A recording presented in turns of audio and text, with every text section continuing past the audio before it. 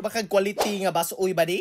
For today's video mga badi, mo tirada na punta quality sinabawan nga basuoy ba? Ana man ang aktor kay kinahanglan na siya mo sigopin sa quality. So for today's video badi, arriba na ta badi? Lamig kayo. Promise.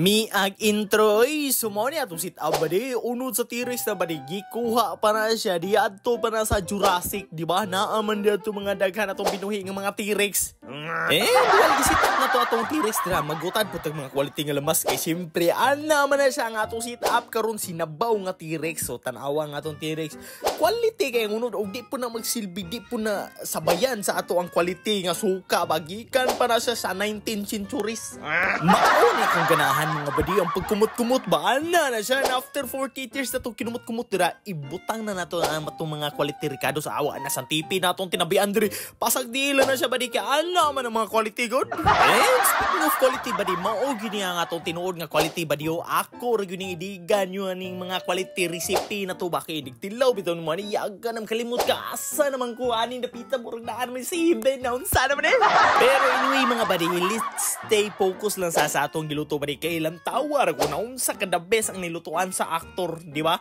Anak ka quality so unsa pamilangaya na nabali after 48 years na itong pinaluto ana kay kabalo biya ka ang T-Rex dugay kaya siya pabukalan tan-awar ko ng aktor di matabang ang ka quality.